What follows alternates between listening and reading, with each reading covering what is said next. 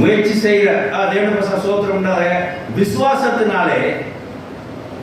விசுவாசத்தினாலே நீ ஒரு பயிற்சி உண்டாக்கி ஒரு கிரியை உண்டாக்கி அதுல நீங்க முயற்சி பண்ணும்போது அது ஒரு என்ன செய்யும்? ஃபர்ஸ்ட் நன்மை தீமை அது என்ன செய்யாது? செய்யும். முதலாவது முயற்சி, விசுவாசத்துக்குள்ள எடுக்கிற முயற்சி என்ன செய்யும்? நன்மை தீமை, எது குட் எது ஈவில்ங்கிற அறிவு உங்களுக்கு பகுத்தறியத்தக்கத அறிவு உங்களுக்கு உண்டாகும். ரெண்டாவது பாருங்க, அது உங்களுக்கு ஞானம் தெரியாது, ஒரு இன்டெலிஜென்ஸ் ஆகும், ஒரு அறிவுள்ளவராக, ஒரு தெளிவுள்ளவராக வாசிக்கலாம். முயற்சியும் நாணயத்தினுள்ளதாக ஆகும். ஒரு இன்டெலிஜென்ஸ் பிள்ளைகளாக மாற்றும்.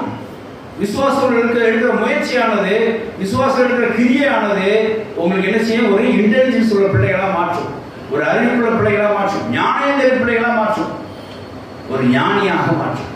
மூணாவது காரியம், விசுவாசத்துக்குள்ள இருக்கிற முயற்சியானது உங்களை பூர்ண வயதுள்ளாக்கும், ஒரு சீனியரா பால் குடிக்கிற பிள்ளைகள் போல இல்லாமல் ஒரு சீனியர். குழந்தைகள் எந்த முயற்சி எடுக்காது, ஒரு தாய் தப்பா தூக்கிட்டு போகணும், தாய் தப்பா பால் கொடுக்கணும். ஆனா விசுவாசத்துக்கு ஒரு முயற்சி எடுக்கிற இருந்துன்னா நீங்க சீனியர் என்று பேர் பெறுவீர்கள். ஆமென், ஹalleluya.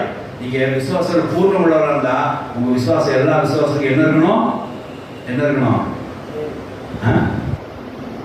நீங்க விசுவாசத்தில் பூர்ணம் உள்ளவரா சீனியரா இருக்கணும் விரும்புனீங்கன்னா என்ன இருக்கணும்?